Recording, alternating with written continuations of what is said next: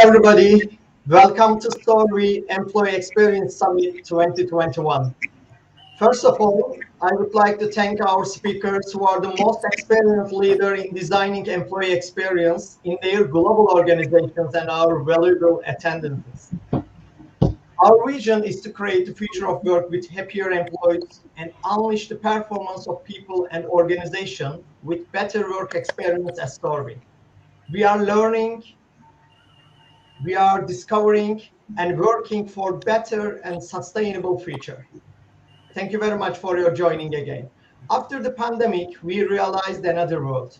Maybe we started to know ourselves better and recognize to design organizations and processes on personalized experience base.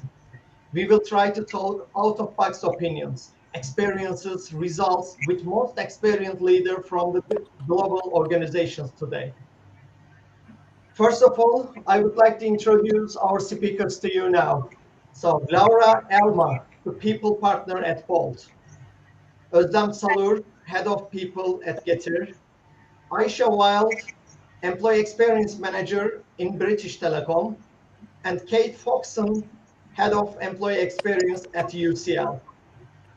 So we will try to define employee experience according to different perspectives altogether, and then have one-to-one sessions to learn deep experiences with each leader.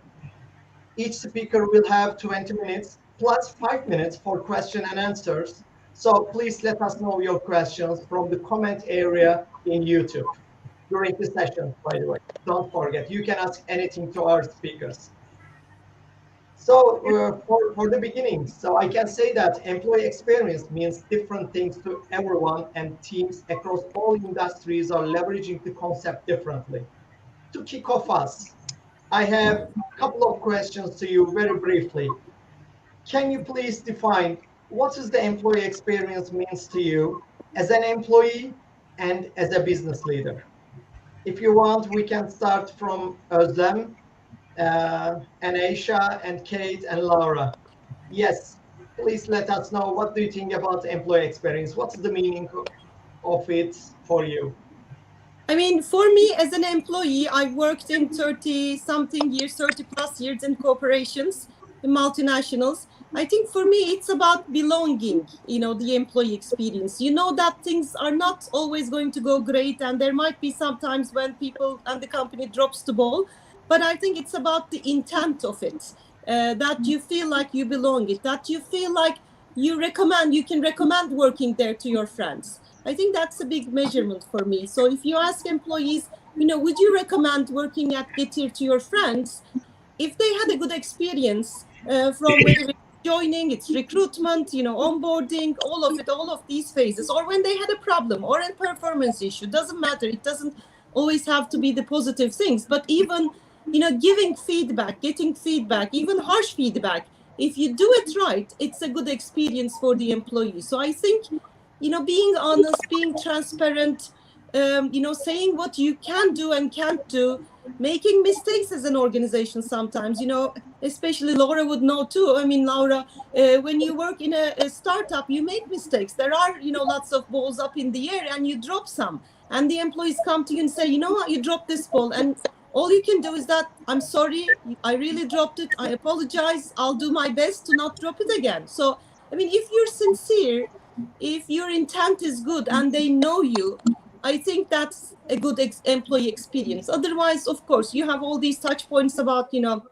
when you recruit, that's a big thing, when you do the interviews, even if you, give the feedback, when you onboard them, when you, on their first day, it helps. If the manager calls a day before or 2 days before and says, I'm very excited that you're joining us on Monday, I mean, that employee starts with a positive feeling and says, okay, good, they're waiting for me. They called me. They're excited. I'm excited. So I think the end is it's little things. I always say that it's always the little things that matter.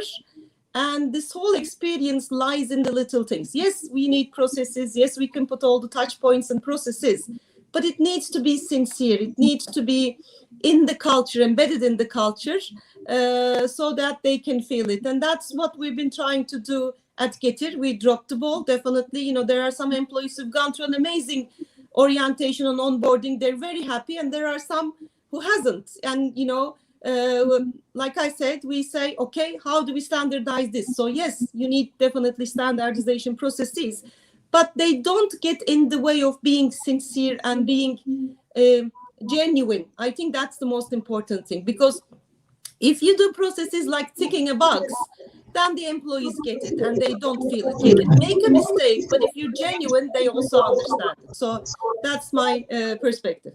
Yeah, maybe we can say that core of experience is the feeling the respect for everybody. Yeah, feeling the respect. Thank you very much. So Aisha, what do you think? I guess for me, as an employee, an EX focus tells me that BT, and in fact, I guess any organisation that has any EX activities, it's a company that wants me to be my best, do my best, and not only be successful in my role, but to make my working life as easy and as amazing as possible. And like Osmo was saying, whether it's during my highs, during my lows, having that support and that belonging, I guess, every step of the way. And then as a business leader, I want my team and I want others to know that, I truly care about them as people, and I want them to have a great time at work. And I want everyone to know what it's like to experience amazing spaces like my new office in Birmingham, and to have access to consumer grade technology, and to make life really easy for you at work, and to be in a company where everyone genuinely wants them to be at their best, and therefore productive and perform. Right. So thank you. Kate, what do you think? Thanks. What about you? So I loved what both Özlem and Asha said about belonging. I think that's absolutely key to creating a good employee experience. But if I was to explain employee experience, I'd basically say it's how little or how much happiness we get from the work that we do. And when I think about happiness, I think you get happiness from 3 different areas. I think you get it from enjoyment, so the stuff that you do for fun. You get it from fulfillment, the things that give you that huge sense of achievement, and you get it through social interactions with other people. Obviously, in the workplace, the one of those 3 areas that you're going to get the most from in the work setting is fulfillment. I will do just about anything at work as long as I think I've done a good job, and then someone pats me on the back afterwards. And then over the pandemic, the social aspect has been flailing a little bit, but I'm hopeful that when we come back to the workplaces over the coming months, that will be one of the key areas that people will be investing in, so ensuring that we have that social interaction with our colleagues. As leaders, so that's me in my personal aspect in terms of getting fulfillment from doing a job well. But in terms of leaders, I find ways to help people get their own fulfillment.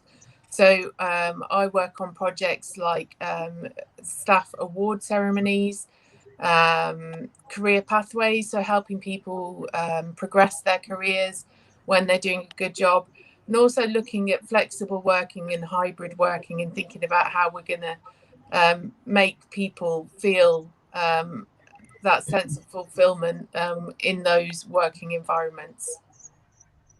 Yeah. So actually, we are creating the puzzle step by step about the employee experience. Many good words are coming from you, and then I am trying to combine all together. So Laura, what do you think about it? So Bolt is globally very fast now. So you have different operations in the different countries, different cultures. So it should be very difficult to create an experience which everybody loves. So what do you think? Yeah, I think many good things have been said already, but from, let's say, business perspective, or me as an HR professional or a business leader, I would say that the employee experience is actually the full life cycle of an employee, from hiring to offboarding, and it all need to work seamlessly. of course, it's not so seamless for us as a business, but for the person, it needs to be very seamless. And also when we, how do we measure that is, let's say, when we are welcoming back ex-Bolt badgers, when they are returning and saying that the grass is actually not greener elsewhere. So that also gives us the hint that we're doing something right and we're moving into the right direction globally. But for me, as an employee myself, I would say that the environment that supports my thrive and the feeling that the company wants me to succeed and makes it easy for me, that is the thing that I am looking when choosing an employer. Yeah. Thinking of the experience, yeah. Great. So thank you very much. So actually, we are drawing the picture of employee experience step by step. So when I look at some critical words you said now, the respect, belonging, fulfillment, interaction, life cycle, seamless, and environment. So it is actually creating really end-to-end employee experience. So probably in the next sessions we will define it better and we will deep into these discussions. So I can ask my second question now. So have you seen any effect of employee experience in your organization in terms of performance? So, and how did you measure it? So all time we are talking, if you create a positive experience in the company, definitely we should see in the performance of the people or performance of the organization. But did you observe these results in your organizations? So Özlem? Sure. Yes, we have. I mean, happy employees do their best for the company. That's been the case for forever. And I think during this time, employees even worked harder. They performed more. They were stuck at home. They didn't have a social life, most of them. So they came. They worked more than they used to. Because they couldn't socialize. But we've tried to do some ways where they could socialize as a team, even if it's on Zoom, so as much as you can. But yes, I mean, we've seen that if they're happy and Kate and Aisha and Laura said, if they're fulfilled, if they're happy, they do their best. They give their best. They work, I've seen employees where they've already, developed, given a project and they said, I can do better. Let me work this weekend and do a better job on this one. So again, it's about respect and believing in your company, believing in your culture, trying to do the best for the company. I think those all add up to it. And also to the society, when employees feel that the company is doing good to the society, which Corona also gave us, it was hard, but it also gave us options where to give back and support the restaurants or the small businesses or the people, the elderly who couldn't get food, we delivered them. I mean, the whole company was organized in 24 hours. People worked day and night, all through the weekend. And we delivered, food to the elderly who couldn't go out, thousands of them. So I think these also give people the sensation that, I'm happy as an individual, but I'm also doing something good for the society or, where I am. And that also increases their performance. And we also, do employee surveys and, other measurements like that. So just to make sure that we're not missing anything. But it is definitely, it helps. It increases their performance if your employees are happy. You've always read in the books the employees who've actually haven't left the company but left themselves internally, that they're checked out. Those are the hardest ones. But Laura also gave a good example, the ex-employees who come back, and that's when you understand, they go for whatever reasons, they leave the company and then they come back and say, you know what, I've made a mistake, take me back. I like this culture, I like this engagement and the employees and the belonging. So that also gives a strong message that we must be doing some things right. Not everything is right, like I said, because in a startup, you're running and you're changing tires as you go along the way in a car. So it's not possible to let's put everything in place and then let's do it. But again, if you're sincere, if you're genuine, if you admit your mistakes, if you do your best to correct them, I think employees understand it and they also do their best.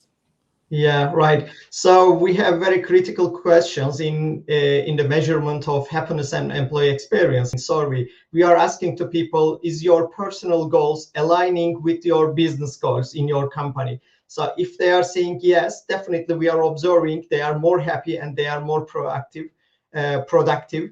So yeah, you are right. Actually, we are the role of the companies are changing now. The companies are not doing only business. At the same time, they are creating an environment and lifestyle for the people. All right. Thank you very much. So, Aisha, what do you think? So, did you observe the relationship between the good experience with the performance in your organization, and how did you measure it? Yeah, so I've kind of I've had a look, and I've been amazed by how collaborative everybody is, and how much everybody just really genuinely wants to be together and wants to help each other. And I've definitely seen the positive effects of employee experience within BT. So everybody just seems really supportive. There's a lot of transformational projects happening, a lot of initiatives, and certainly for the ones that I'm involved in, everyone just performs at their best. Everyone is connecting people, joining the dots, and connecting different functions who might have a vested interest in a particular project or initiative. So my personal feeling is that it's a really, really inclusive environment. And we all know that good employee experience impacts the retention of employees, right? So, their desire to do more, to go over and beyond, what's expected of them, and perform better, and ultimately to deliver a better experience, right? So in terms of our measurements, well, that's actually something that we're working on at the moment. We're looking at what our measurements will look like, what they will be, what our targets will be. We do have some measures around our retention, but really we want to have a look at what our targets would be around our people, our workplace, and our digital experiences. So in those three areas. Yeah, I think the natural outcome of employee experience is inclusivity. So when you create inclusive organizations, automatically everybody is becoming more creative and more proactive. Yeah, right. So Kate, so you are in UCL. UCL is different atmosphere when you compare with the private companies. So how did you observe, how is the relationship between the employee good experience and the performance in your area? Thanks. So as you mentioned, we're a whole different kettle of fish. We don't measure performance. We're a highly unionized sector, and any attempt to measure performance never lands well.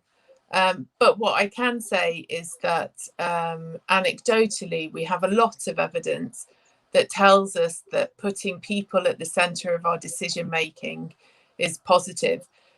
So in terms of when the pandemic hit, one of the first things we did was created 5 guiding principles for the decision making, and one of those was about humanity and putting people at the centre of our decisions, and that worked out incredibly well. In other universities across the UK, you will have seen students up in arms about, excessive rent fees and being caged in some institutions. Whereas at UCL, we actually had our student union reps put an open letter saying how proud they were to be part of UCL and how much they valued being put into the decision-making process. So we had student reps on those decision-making committees. But then, so that's an example of how our students felt about it, but our staff are also genuinely, their well-being and their pride in working for UCL has gone up. So we know that because we do weekly pulse surveys and we check in on them. So we don't measure performance, but we do measure those kinds of things that we know that could lead to better or worse performance. Yeah, maybe meaning of the performance is changing in your organization when you compare with the other companies. Yeah. So maybe the performance should be more interaction with their jobs, will be more interaction with their current projects, etc. Anyway, it is interesting area. It is interesting experience for us also. Laura, so what do you think? So you are managing very diversified organizations. So how is the relationship between good experience and the performance in your employees?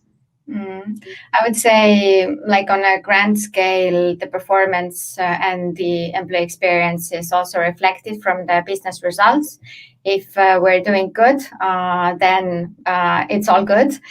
When we get to do the job effortlessly, having all the resources, support, environment, culture, autonomy at place, then everything should be okay. But also, I would say the most visible impact would be on turnover, especially in certain divisions where hiring is very expensive, time consuming, onboarding to the role takes quite a long time. In addition to that, as said already before, we do measure the employee engagement surveys, how people are feeling, and we're not actually calling them as engagement surveys, but more or less like a listening exercise, or we do it through a listening tool where we measure the ENPS score. Currently, it's on a really, really good level, so we don't even know if it's reasonable to improve it even more or not. And our focus is more working on individual comments, individual people, and seek the dialogue to minimize sort of the corporate feeling that sneaks in, and that might kill this sort of like individualism, what people are looking.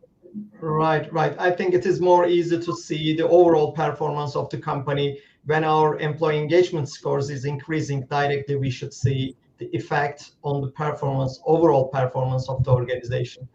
Yeah, thank you very much, all speakers. So we did very nice beginning, I think. To, we are warming up the people about what is the employee experience. Now we are going on with one-to-one sessions. The first speaker will be Laura. We will go deep into about her experiences, about opinions, employee experience applications in the company. Thank you very much. By the way, I would like to remind to everybody again, you can ask your questions in the comment area to our speakers during the sessions. At the end of each session, we will have 5 minutes to answer these questions. Thank you very much again. Let's start to one-to-one sessions.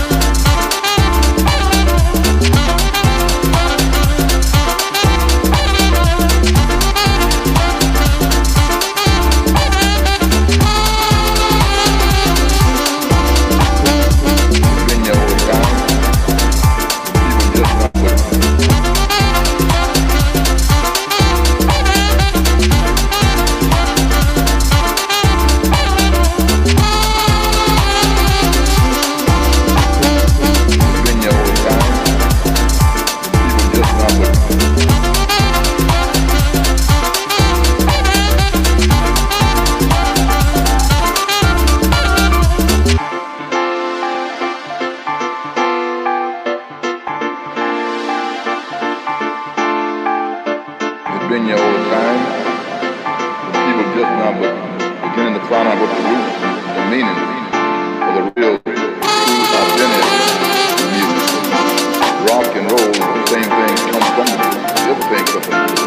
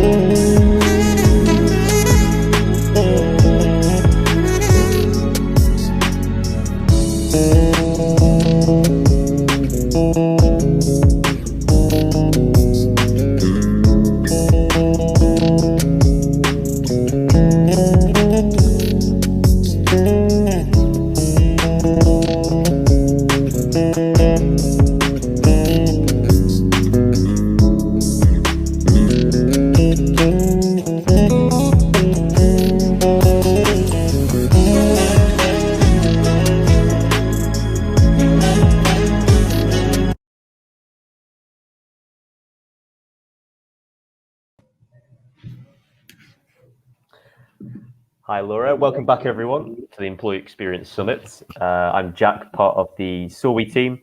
I'm very excited to be joined by Laura Elmar, people partner at Bolt, for our one-to-one session, diving a bit deeper into her sort of ground-up approach. So yeah, thanks again for joining us, Laura. And we'll also have 5 minutes at the end for some questions, so get them in the chat when you have them. But now, we know Bolt as this sort of really energetic, fast-paced, high-growth startup. And after talking to you, Laura, we know this comes from the people behind the product, and that you've worked hard to sort of cultivate values and really define what it means to work at Bolt. To start with, could you please walk us through sort of how you built those values and redesigned the employee experience? Sure. As for a startup, the culture is very, very important. And especially for us in a hyper-growth mode where we still are, where the volume of newcomers is actually surpassing the existing employees, or the people that have been here from the start and who are kind of keeping the initial DNA of the company. And this, like, our vibe and the mentality is very, very important. And Bolt truly has a unique culture that doesn't suit for everyone. I'm very sure and very aware of that. But our culture has enabled us to grow and keep us lean. So this is definitely the thing that we want to maintain, and we want to. The good expression is marinate and vaccinate everybody who are joining Bolt, so that they know what we're talking about and have the same vibe. But how this renewal of our values, or how we are actually calling them as operating principles, where did that project come from? So we felt like that the things that have brought us here, where we are at this point, will not take us further. So we decided that it's time to look in the mirror, look into the organization, and also understand where we are, where we want to be, but also diagnose our current situation. And that's how the project actually came into into living, and we started the whole renewal process like a year ago. So yeah, currently what we up until that time, we used to have 3 very simple, buzzwords that everybody knew, and the life was circling around those. But as I said, the headcount has grown super rapidly, and people coming to the organization might have had different views or might have perceived us in a different way. So we wanted to give each people a voice and ability to express themselves, how they feel about Bolt, and what, for example, how they would describe our culture among of their families or friends. And the outcome where we ended up today is instead of 3 buzzwords, we actually have 10 operating principles. You might think that it's too much. No one can remember this, and that's true. I'm not that bold by saying that each and every one of us here at Bolt need to remember all of the 10 principles. But what we wanted to achieve with that is actually that all our different divisions will have something to grab, and will have something that is more, closer to their heart, or keeps their sort of like business running. Briefly running through those 10, for example, we have customer first, which is really, I would say, widely used in many different organizations or cultures. But what we think of the customer first is that actually when we optimize for a positive impact on the world, not profits or personal gains next quarter, that means always starting from customers' needs and working backwards to solutions. So we put ourselves in the shoes of the customer and then try to understand what are their needs. Then we have act like an owner, which is truly important for, I would say, any tech company, because this is the flagship that we really hold high. But if to give wider meaning to what it actually means to act like an owner is, for example, whenever you see problems outside of your direct area of responsibility, then you definitely should speak up and try to help, and not say that's not my job or that's not my problem. So when we are here for one goal, and we should be helping out each other as much as possible.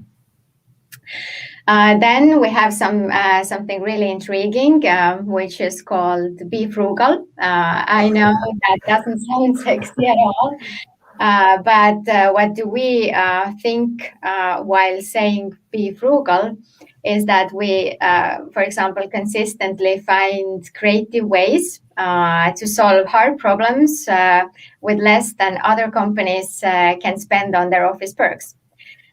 But we also understand when we identify opportunities that make a difference, then we do invest aggressively. So it's not like we are taking it to either one of the extremes, but using our common sense and spending where needed, but keeping our cost low where possible. Another thing that is very common for, let's say, Bolt, since we are, Estonian startup, and I'm not sure how much you know the Estonian or Northern or Eastern European part of the world in terms of culture, then we are very pragmatic. It means we balance common sense and data to arrive to the right decisions. So that is what we mean when we are talking about the pragmatism. Then a bit more on the human side, we do try to choose great people over complex processes. And we believe that the better people we have, the less processes we need. And since we are working in a startup here at Bolt, we do understand that the processes are changing very often. And sometimes we can't really rely on the processes, rather we rely on our people. And that has been a really, strong also point when hiring or looking for new Bolt badgers. So that each and every person we handpick to our organization really adds value. Up to the next one. We do love to challenge each other, but also we shouldn't be forgetting to mean well whenever we give honest feedback to help people to grow. We also need to make sure that we are on their side, and we are there to support, not to make life harder for them. Then we do work hard, but we also need to work smart. So let's not really put the stress on the hardship, but also to kind of, take pride in pushing ourselves to achieve extraordinary things, and find shortcuts where it makes sense. Also, a bit controversial thing is now what I'm going to say: be better, not different. And there is no point in reinventing the wheel if it works for us. But the opposite is also true. Everybody else doing something doesn't make it right. When it matters, we think from the first principle and invent the solutions that nobody has done before. So it's not about being different all the time, but being better. Then what we also like to emphasize is short-term pessimism, long-term optimism. And similarly, we are focused on existing problems and upcoming challenges in our daily work, but we also let's not make mistake for a lack of enthusiasm, though we remain highly optimistic for the future that will always be better than the present. And last but not least is, of course, the fun part. People perform the best surrounded by those who enjoy spending time with us, and not to forget also that life is worth living. So these are the 10 principles that we came up with, and since it really came from bottom up, everybody has had the saying in either one or several of them. And we do have different, let's say, interpretation of the principles, and that's also okay because the parts of the businesses are different. And let's say, I'm working really closely with our product and engineering teams, and for us, the ownership part is actually crucial. Also the pragmatism part and the data that we, based on what we make our decisions, would be, the number one thing. And maybe some other things are not that important, but it's a matter of translation at that point.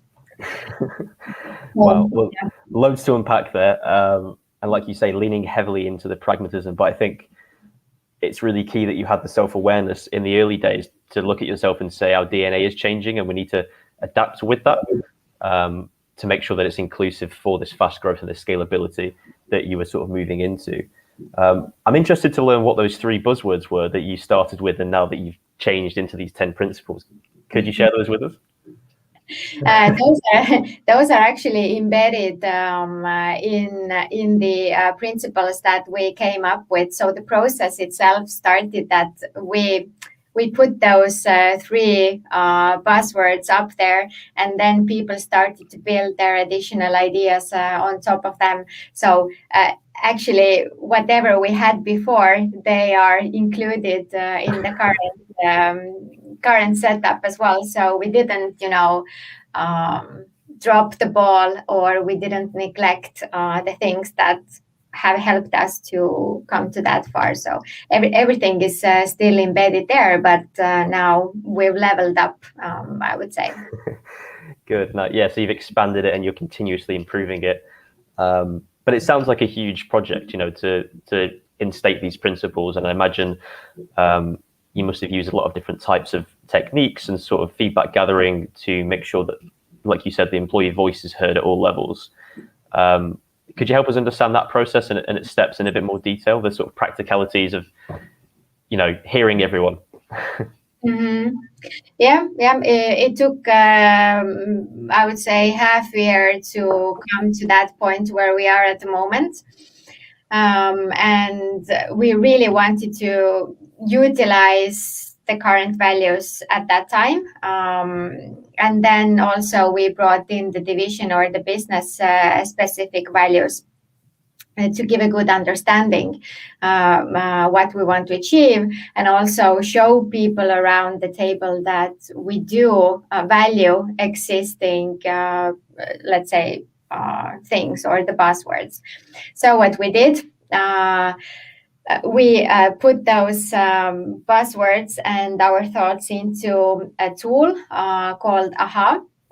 Later on, I can also write the name of the tool in the chat if people are interested. But yeah, we use the AHA tool for that. So everyone had a chance to propose up to 3 thoughts about Bolt culture. And also, everybody had 10 votes to give out to already existing proposals in the tool. So not to double what we already have in the tool, you could just give a vote to what you feel like is the thing you want to see in our operating principles. And if you don't have any good proposals yourself, then the giving out votes worked wonderful for those people. But all in all, we got over 6,000 unique statements about our culture that people have spotted, or they thought it's worthwhile bringing up. And then we started to work with those statements, and we had 10 sessions with the management team. Each session lasted around 2 to 3 hours, where the statements were grouped, combined. There were, discussions, sometimes very heated discussions, and also what was super crucial is not only we came up with those 10 principles, but we also gave the meaning to those things, because when you say A, you also need to say B, and you need to help people to understand, or employees to understand, what we really mean when we say act like an owner, because it can be translated in different ways. So yes, a lot of time and effort and resources went into the process, but eventually we came up with those 10. We also branded the whole circle of items around the principles. For example, we designed the recruitment process accordingly, giving and receiving feedback policy around those principles. Talent management is evolving around those principles. Whenever we have, let's say, team building events or summer summit or whatever fun gatherings, then we try to embed some of the principles into those happenings or into those actions. So we really want to utilize them and want to make people understand what we mean, because, as I said, we have so many newcomers joining Bolt each day, and when they don't know our DNA, it's really hard to keep it alive and also evolve further. So that's like in a nutshell how we did it and how we came up to those 10. Amazing. And I think that utilization is key. You know, you've not just set these principles as another additional 10 buzzwords, but you're using them to define what it means to work at Bolt. And I think it relates back to what you said about being frugal. Your controversial, maybe operating principle, but you're working smartly, and you're not just throwing perks and sort of nice ideas at your employees. You're saying these are the principles and this is what it means in the context of your daily work, which is obviously really impactful. Final question before we look at our audience would be, obviously the future is important too. You know, you've mentioned that the DNA at Bolt changed, so you did this project to match that. But this probably will be a continuous thing that needs to happen as you scale and grow even further. Could you give us any insight into sort of maybe what might happen in the future, or what you're looking at to sort of keep evolving these principles, keep evolving what it means to sort of work at Bolt? Currently, we're very heavily working on employer value proposition, and in terms of our different businesses or different units. So what, for example, attracts the tech talent that we're looking for, and that part is especially close to my heart. We are identifying what are the things that would sound attractive and why the international talent have chosen to work at Bolt, and to even go further with that and emphasize that in the recruitment process and attracting talent. As well, mentioned before, we will continue to vaccinate and marinate all our newcomers to get that vibe going on, and people know why they're here and what they need to do. And the next project, what we already started regarding the principles, but also improving the quality of our managers or leadership in general.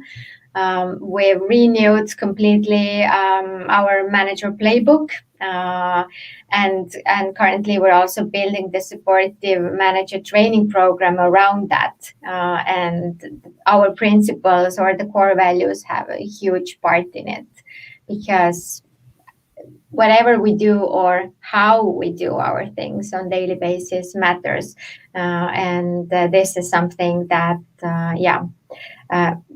also heavily impacts employee experience. So the manager playbook, manager training, employer value proposition, these are the things on the table. Okay, brilliant. So it's an ongoing process, lot still to do. I think now for the remainder of the session, we'll turn to the audience. I can see a question, no name attached, but it says, "Hi all, thank you for speaking with us. I'm curious to hear how you prioritize where to focus your time and resources in improving overall EX." So very open-ended question. Mm-hmm. Where to focus my time and resources? I think this goes along with where your business is, because none of this is my personal project. I'm here to enable the business to grow and to understand what are the next things important for the business and where we want to be, what we want to achieve as a business. So that's not my personal project, but really help business to see where are their shortcomings and focus on those. So it goes back to your relationship with the business owners and the business leaders, and there you will get your focus. Very good. Next question is from Kim. And it is, how do you hold yourself accountable as a business to? Mm-hmm. For example, easy process like talent management or feedback, because feedback is something that we hold really strongly and we have strong feelings about. We are doing 360 feedback very regularly to all of our managers and employees. And we are asking questions. While we are asking the questions, we also instruct people that are giving the feedback how they should be approaching to the feedback, and to give, for example, clear examples. And also in the tool that we are running, the talent and performance process, we have the principles listed and explained. And also we expect that you as a feedback giver will reflect your feedback through the principles. And also, for example, when we consider whether to let someone go, because those things also happen as well at Bolt, then the culture or the principles and how people are embedding those in their daily work and actions make a big part of it. Because you might hire for certain competence, but you might want to fire for not really fitting to the organization. So Okay, so it's about sort of providing extra context at every possible step and those explanations. Next question is, how do you spread this employee experience, the strategy, to your workers such as drivers? So I imagine those further out and further afield. Mm-hmm. Drivers and couriers are sort of like not on Bolt payroll. They are acting as small business owners themselves. But yes, we do. They have also the accessibility to all of our principles and belief system. But definitely, we cannot hire or fire them based on how they act in their own businesses. Okay. And I can see a final question here from Irem. What kind of projects do you carry out to improve the company culture and to instill the culture in your employees, which I guess you've covered a lot of, but is there anything that you can expand on?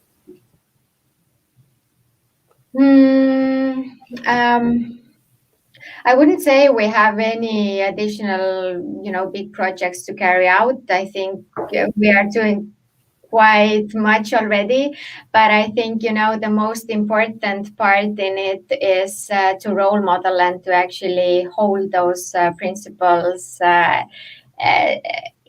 within my behavior and making my actions as transparent as possible. And also when I notice or when someone else notices something that either supports the culture or goes against the culture, then we are encouraged to speak up and either correct the things that we see might not fit, or then praise by saying good things and sharing good feedback on the things that we like. So role modeling. Okay, so it's more of a natural process because these values are instilled in leaders. It's setting that example through actions and the way you operate on a daily basis. Interesting. Yeah. But I think that's all we have time for. Thank you very much, Laura. Really insightful discussion. We're going to go to a small break before we're joined by Özlem, head of people at Getir, talking through their scale-up journey and the power of employee experience. See you soon. Thank you. Thanks.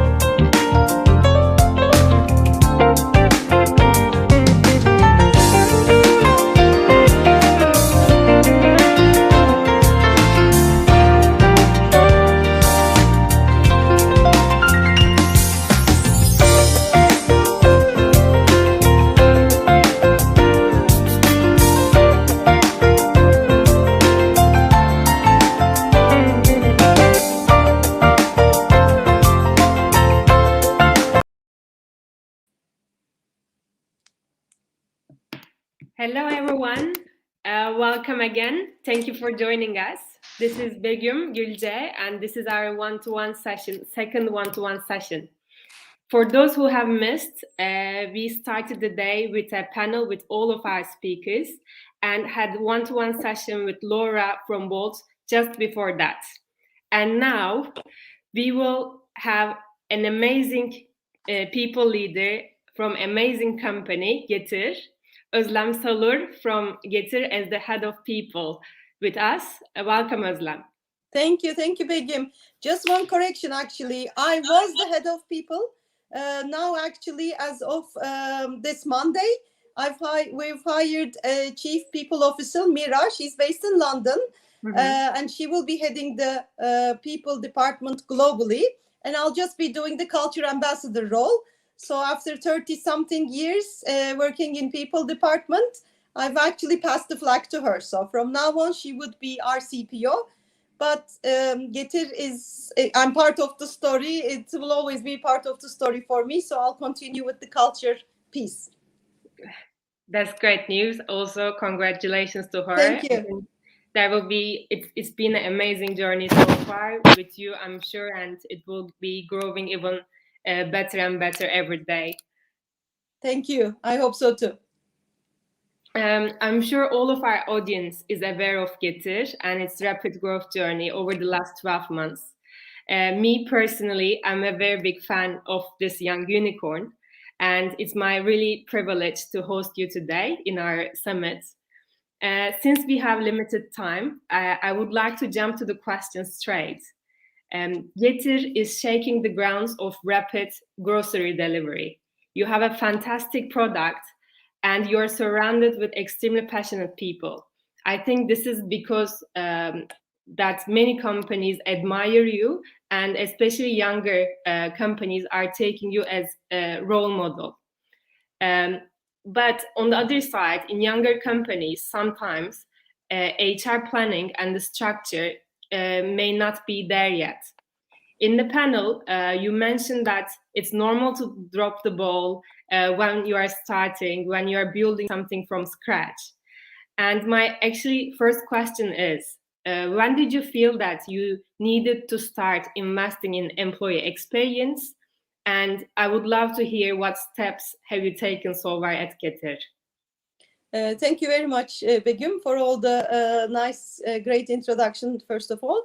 Yes, I think it was around 100 employees when we first started. Yes, we need an HR because we were recruiting like crazy, and then we were, getting people, but throwing them in the sea about like, okay, you manage how to swim.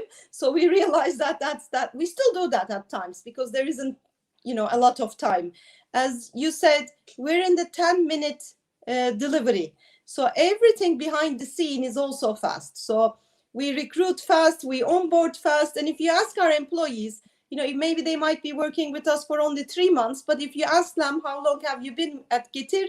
They say it feels like a year. It feels like I've been here for a year. So, we have a word in, Getir speeds in our culture.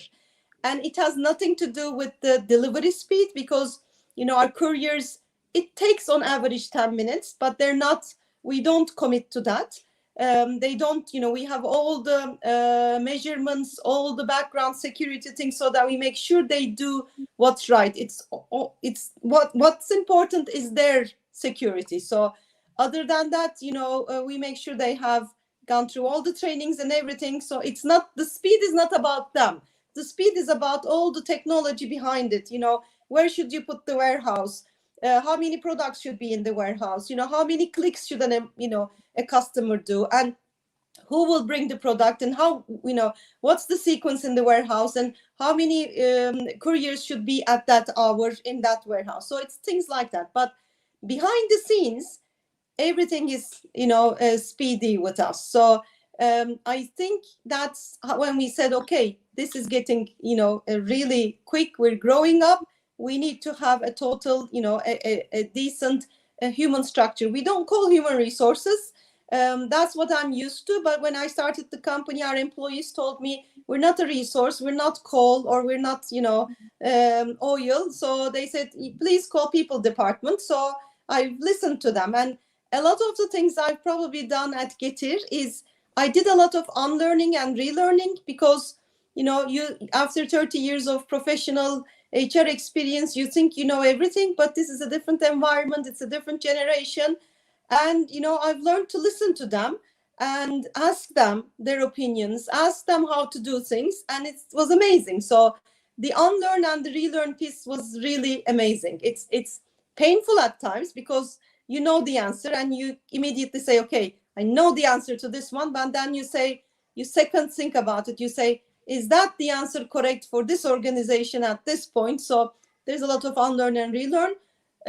Even the people department is a different department at Getir. It's not like your traditional people department. But of course, as we grow to these numbers, there's a lot of the things that we have started doing as the other companies have done, the corporate companies have done. But yes, the employee experience, we realized after 100 employees, they were feeling lost. Okay, what do I do? Who teaches me what? It's my first day. What do I do? Those kind of questions came. So we started the usual buddy program. Yes, this person is responsible for you. So the first couple of weeks, they will be supporting you. And that's a program that everybody pretty much does.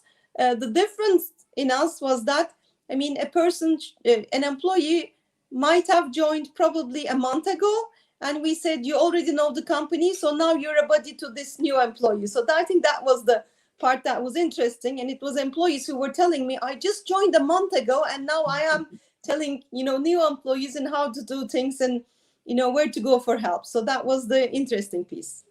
Yeah. I think definitely when you are a young company, you have different dynamics and everything is very fast. Definitely, it's very important. And you mentioned that the average age of your employees is 28 in the panel. And it will be somehow related to that, and also related about the happiness of your employees, my question. So your motto is Getir brings happiness. And you are using this motto mostly for your customers, and I really love it. You are trying to spread the happiness, and it's one of your values, I guess. How about your employees? How about the happiness of your employees? What do you do to keep them happy? What projects you are having at the moment? You said about the buddy program, but do you have something special for happiness? I can't tell you anything specific for any program. It all goes back to what we, Aisha, Laura, and Kate, we talked about. It's about being genuine, about, at the end of the day, we as people, doesn't matter if you're at work or anywhere else, you want to be seen, you want to be recognized. You want people to recognize you. So that's the end of the story. Am I valuable? Are people seeing me? And, if you give that to the employees, they're happy. And it's sometimes the little things. Sometimes it's like a manager saying on a Zoom meeting, you look tired, maybe you should just go out and rest, and don't attend this Zoom meeting, because I know you probably worked an overnighter the last couple of days for this project. Then the employee says, okay, my manager knows what I'm doing, recognizes and tells me I'm tired, sees me, really sees me as an employee, and puts me as a priority and tells me to just leave the meeting. Those are the little things that actually tell employees, yes, I'm valued, I'm a person, and it comes first. So again, I said it at the beginning, it's always the little things that matters. It's not like big programs or big things or big mistakes you do. It's, how you are, how you're treating them. If an employee comes to you and says, my family, somebody is ill in my family, you just need to tell them immediately, you know what? Go take care of your family, leave your laptop, don't check your messages, go now. Without telling them, okay, let me check with my manager, or, let me do this. You give them time, you give them the feeling, which is the true feeling, that they come first, their family, their priorities come first. And we've done it so many times. And when you do this, it creates stories, and people tell these stories, and people tell to each other, you know what? This is how Getir treats their employees. I was in this situation. They supported me unconditionally, immediately. So it's that culture that creates, I think, that belonging and that happiness. Because a few other people also mentioned, we go through life cycles. I mean, we're young, we work hard, and now we maybe have a family, then we have other, illnesses and problems in the family, maybe extended family. So your one day or 1 year is not the same with the other year. So it's about how the company treats you when you're working an all-nighter, and how the company treats you when you're not performing at your great because of so many other things that you're dealing with. You have to look at it as a whole life cycle, not as specific periods, because we're all human, we've gone through that. And again, it all goes to genuinely caring. They become happy. Even at the beginning I said, you can give them a harsh feedback. At Getir, we don't accept moderate performance, because we are an original startup that's been established 6 years ago. We're in Europe, in so many countries right now, and it's going really well. We are going to be in US, before the end of this year, and you can't do that with moderate work. So we really push our people, our employees, and we say, this is not good enough, you can do better. But if they really have that belonging, they already do it. They already, work without their manager telling them you can do better. So they own the company. They're part of the story. And I think for this 28-year-old generation, what's important is, and I'm proud to say that, the story is important for them. It's the journey that's important. They're like, okay, we're doing this, and I had this part in this big picture, big puzzle. I paid this, I did this piece, and it worked, and it's part of this big masterpiece. So if you feel that, then you are committed, you are happy, you're encouraged, and everything else, you perform, and everything else comes. But again, we need to be recognized and seen as individuals. Looking is something else, seeing is something else. Sometimes we look at people, but we don't see what's happening and what they're doing. So we also give sessions and workshops at Getir about how you give positive feedback, because a thumbs up is not a positive feedback. It's an easy way to do it. Great job. We always say that. Thumbs up, great job, smiley faces, emojis. But if a manager tells to the employee, you know what? I know how hard you worked on this project. You worked day and night, and there was complications. I know your team didn't support you as much. And also we threw other balls to you at that time. You also caught them. And I really, really appreciate what you've done. Then the employee feels like, wow, my manager saw everything I did. So it's not like I'm lost, it's been recognized. So things like that, I think, make a big difference. So it's, again, the small things. Totally agree. Maybe not just, it's the whole experience. We are not saying about little checks and it's regular checks, but we have to give something as a whole to our all teams. Starting from Turkey, actually, you are now active in the UK, Netherlands, France, Germany, and you just mentioned that you are going to be expanding in the US. With this geographical expansion, you're also doubling your team size, and you are aiming to reach 3,000 people soon. It's a huge number. This means you have extensive hiring plans, as you mentioned as well. This must be very, very challenging for the company, for you, first of all, for the people department, but also to create the company culture and to sustain it. How are you using employee experience to make sure that the culture is strong everywhere and the same? I think culture has been my priority, and that's, like I said, I've given the CPO role to a new leader, but I'll be continuing working on culture, because I truly believe that, yes, we're hiring, and like you said, you're going to be 3,000. We're already 3,100 employees. So it's, at any given time, we have like 600 openings, and this is only white-collar office employees, pretty much. So it is really crazy growth. And it's one of the reasons that, you can stretch yourself. But I knew that, for example, as a leader, I knew that I need some other muscles. I need someone else. This company needs someone else who's gone through the scale up. So our new CPO, she's done 4 years of scale up. So we don't need to reinvent the wheel. She knows all the, problems that we will face. So when you need as a leader, it's the old way to say, I can do everything, I can control everything, let me have all. You need to also, in a fast growing company, you also need to know, okay, this is what I can do, but I need help and I need support and I need to give this part of this chunk of my job to someone else. And that's really different than the corporate environments, because I worked in corporate. If you tell a director in a corporate environment that, okay, I'm taking this piece of your job and giving to this person, the first thing they'll do is resign most of the time, 90% of the time. In a startup, in a scale up, it's like everybody feels it. They're like, okay, I'm doing my best, but the business is growing more than I'm growing, so I need help, which is a great thing. So people are really humble. They don't, big egos, high egos don't work in a startup company. So that's that piece of it. Yeah, I think, those are a couple things that I can tell. I missed part of your question, so tell me a little bit. I think I didn't answer one piece of it. So the question is actually like, how are you using employee experience to sustain the company culture? Yes.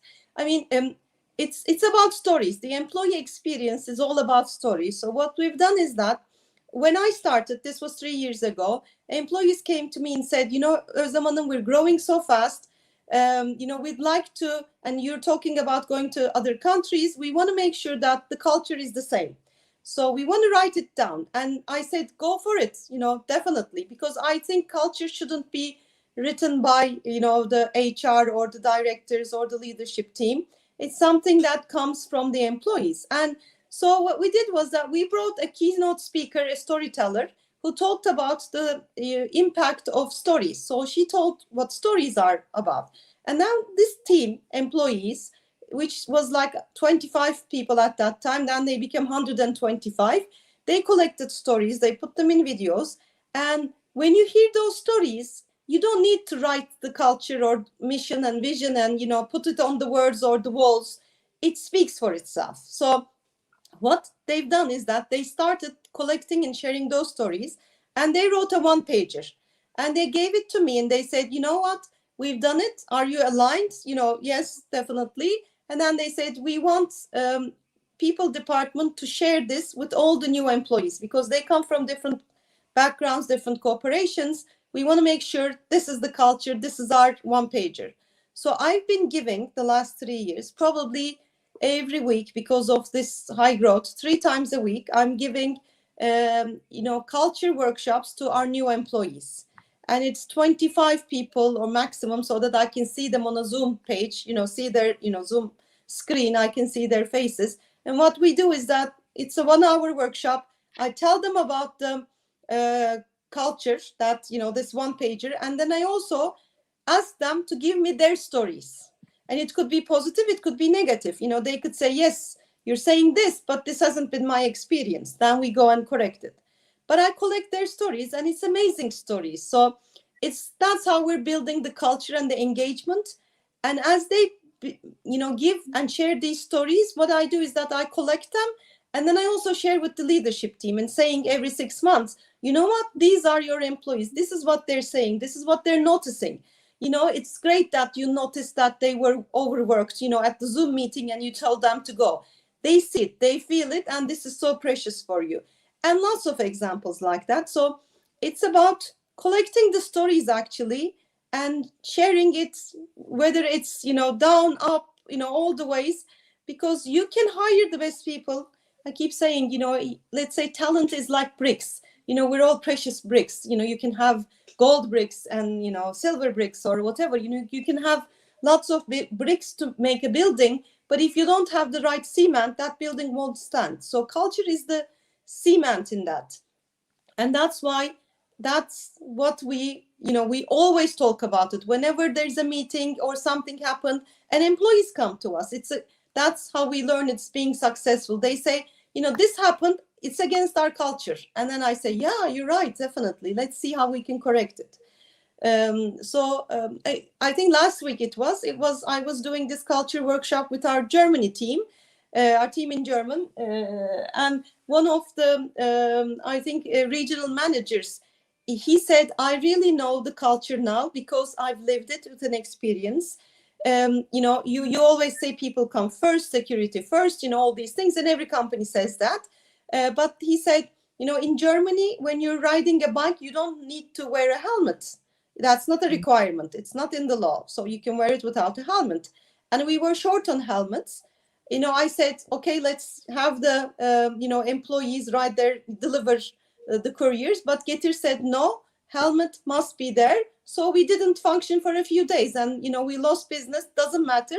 It was Getir's ways was safer than the German, law. So these make you proud, and these are the stories that people tell. And the more stories you have, and the employees have, the more they're engaged.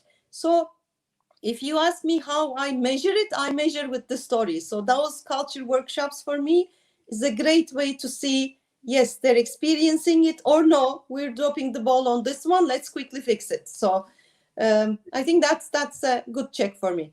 That's a fascinating process, I would say, because you have new joiners all the way, and if you have with this one pager, you are showing that this is our culture and tell us about your story, and you're mixing it from day one. They are feeling the Getir's culture, I guess. Yes, they are. It's very nice. Thank you so much, Özlem. And we have two questions. I think This is the right time to pass to the questions. We have one question from Aslı Göksu. She's asking, what are your favorite HR tools that helped you design such a dynamic culture at Getir? I mean, I think that it's not an HR tool, it's a communication tool, is that, thank you for the question, first of all, Aslı, thank you. It's the communication tool Slack. So I think that's an important tool that we use. We don't use email that much. Email is usually for if you're doing a communication, outside the company. But we use Slack, and it's an engaging tool, really, to use it, because everything is there. It's like you see the people, it's instant communication. You don't have to go back and clear it, and people can comment on it, and it's a very interactive tool. So that's one tool that we use in communication.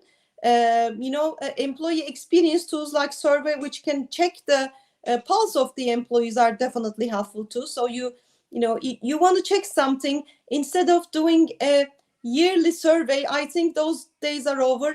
It's about quick checks, quick pulse checks are the most important things. So that's the tool.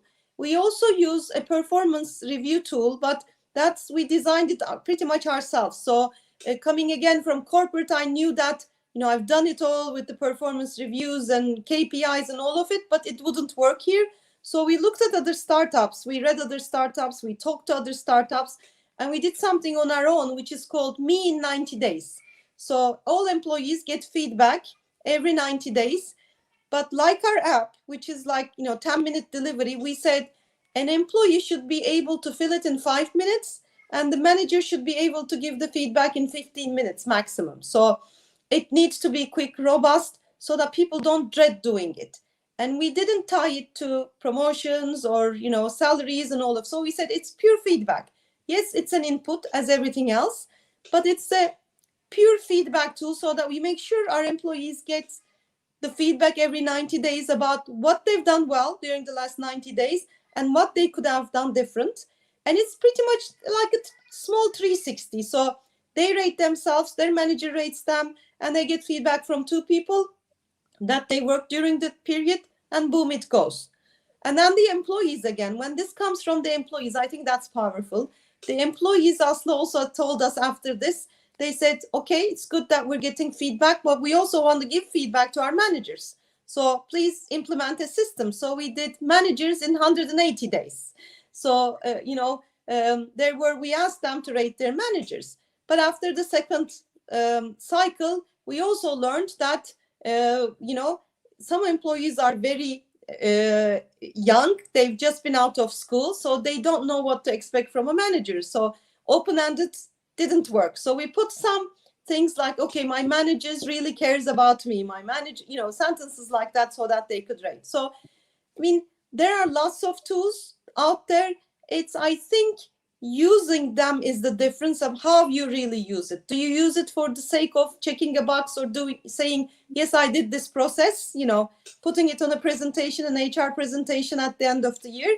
Or do you really genuinely want to use it and make a difference? So use less, do less, but whatever you're doing, make sure that it has an impact and it's genuine and it really is meant to be good for the culture.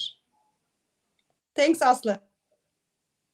Great. We have a second question from Çiğdem Katmerci.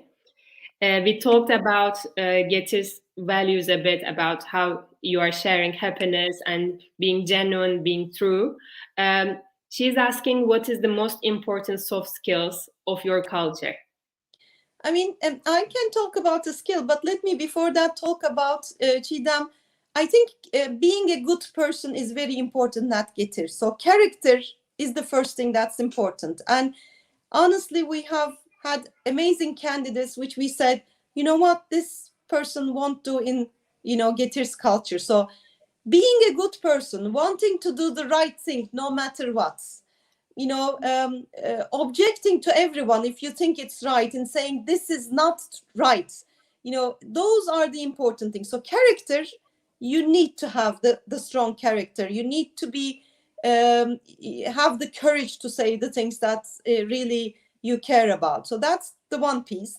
And then the soft skill, if I can tell about a soft skill, I think it's about dealing with ambiguity and actually liking it, loving it. So there are some people who like the structure and you work on that structure. That's great, which is great.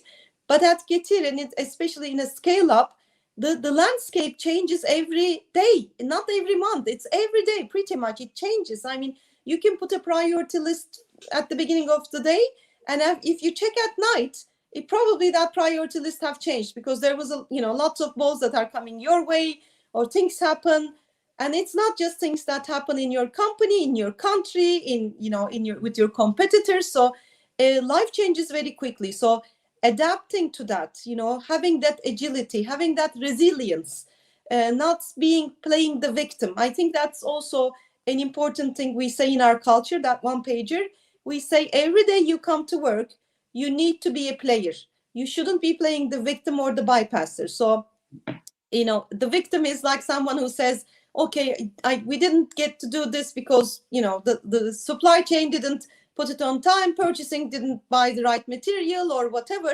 The bypasser is like, okay, I'm just doing my job. I don't care what others are doing around, there might be a problem here and there. But the player is someone, even though that ball up in the air is not your ball, you go and you do your best to make sure that ball doesn't fall.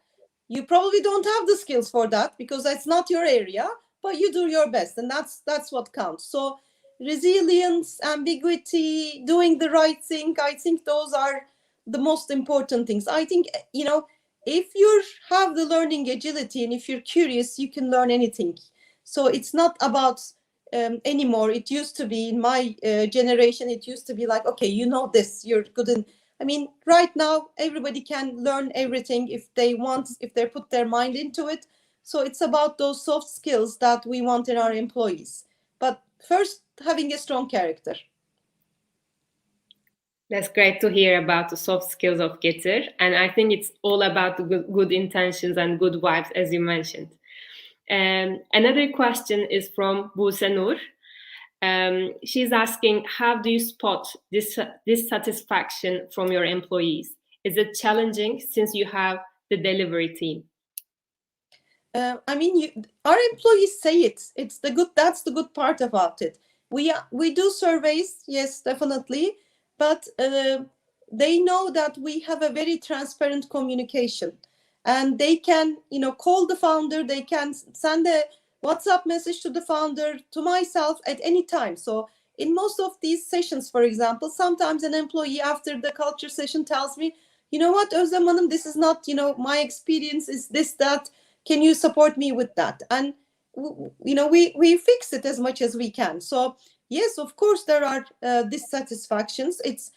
Getir is a tough environment. So our motto is, yes, happiness, but we also say, we work hard, we're overstressed, but we're happy. So if you're happy at the end, overwork, you sleep, and then you get better.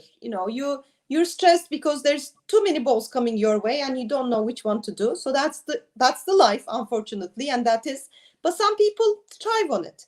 But if you're happy at the end of all these things, that's what matters.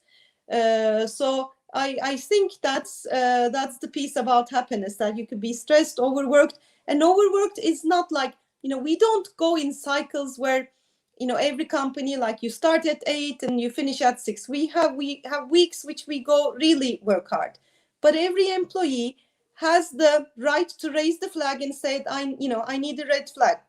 I need time out. So employees can say, and managers, if they don't realize, they immediately tell them, okay, I hear you, now just go out, take a week off. And this is not vacation time. This is just, we call it in Turkey kafa izni, which is like, this is time you worked, you did it, you worked your cycle, now go rest, clear your mind, and then come back again, because it's like a roller coaster with Getir. You can't plan everything to say, okay, these are the working hours, but all employees know that they can ask for time out from their managers, from the people department, and I get it. So I think that also gives you the freedom of, okay, I know I'm going to work hard and I know I'm going to be stressed, but I'm going to be happy because I'm going to paint the picture. I'm going to have this piece of the picture of the masterpiece, and I'm going to be recognized, and I'm going to have the time to rest and get back to my, feet again after the stressful time. So if you have that, if you give that, then the employees, will be satisfied. That's great. And we have one more question, and we are running a bit late, but I think it's nice to always answer and hear from the audience. From Mr. Tufan, he's asking about the peer-to-peer recognition system. What do you think about the applicability in Turkey and other geographies that you have? And when you consider about the Generation Z, how do you see the use of it? I mean, I think it's very important. Like I said in the beginning, it's all about being recognized. Are people seeing me? And that, are people seeing me is not necessarily your manager. Are my peers seeing me? I have friends at work. Are my friends seeing how I work or what I add to this company? So it's really, really important. Not in Getir, but I worked in a previous company, an international company, where we had this online, you send them cards, you send them points. Those are good too. And in a big company, those are what you should do. But I think until you can come to that real, genuine recognition, picking the phone, it's not that hard. I mean, I know this generation is having a difficulty sometimes, but sending a Slack message or picking the phone or having a coffee and recognizing people for the work they've done it creates amazing things. It's like it has an amazing effect on everyone. So while giving these feedback workshops that we give to every employee, and they exercise in these workshops, after the workshop they have an homework to do, and I tell them, you have 15 days. You're going to give positive feedback to someone, and you're going to share it with me without the name, but in a paragraph. And you're going to give negative feedback to someone, developmental feedback, and you're going to share with me. So if they don't share with me in the 15 days, I follow up. So they do. I make sure they do their homework. But I mean, the hardest part for employees is to give peer-to-peer development feedback to their peers, because they tell us, I can give feedback to my manager or to my employee, but my peer is my friend. We go out, we have, we do these things, so I don't want to hurt them. So it's the hardest thing we notice. But also, they're not good at giving positive feedback to their peers too. So we encourage them, if you've seen something good, say it. And it's not just about this is great. It's about, if a lady is serving tea at you routinely. And, once in a while you say, thank you, thank you, thank you. But then once in a while you say, you know what, the tea you're giving me, it has just the right color and the just taste. I can't do this at home. You're making my day really good by, serving this tea to me. You have an impact. This is all that matters. Everybody wants to be seen, heard, and recognized. So I think peer-to-peer, definitely recognition systems are used, whatever works for you, for that generation. For Generation Z, I know it's usually the WhatsApp message or the Slack message, but it just needs to be not a thumbs up, not an emoji. It just needs to be a little bit more on that, so that they know what they've done good, so that they feel like they've seen me. So again, it all boils down to being seen. That's great. Thank you so much, Özlem. Thank you. We reach our time limit, unfortunately. Okay. Thank you. It was great for me to welcome Same you. here. Thank you very much. Bye-bye.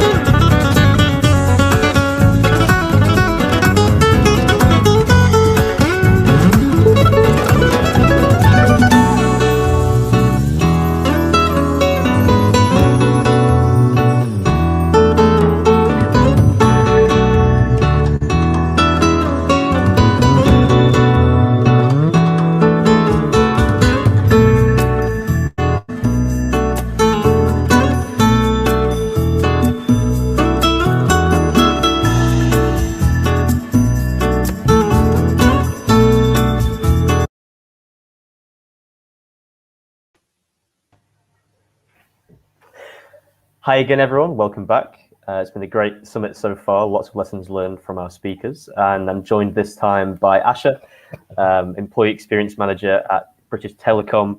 We're going to be looking at the journey of BT's EX strategy and some of the projects that are happening now. So thanks for joining me, Ash. Thanks for having me. No problem. And as always, we'll have time for questions at the end as well. Now, BT is obviously a household name. A huge enterprise, many different moving parts, crazy amount of employees. So I'm sure our audience are interested in how, employee experience or colleague experience, as you call it, can work practically across so many sort of teams and different interactions. So to start with, could you please sort of walk us through how you've turned this concept into practice and how you inject EX into the projects that you have across the business? Yeah, absolutely. So I'm a relatively new hire into BT. So I only started in February this year, but the role that I'm in is a dedicated employee experience function and role. So you don't always get that in a lot of organisations. So and as you mentioned, Jack, internally we call it colleague experience.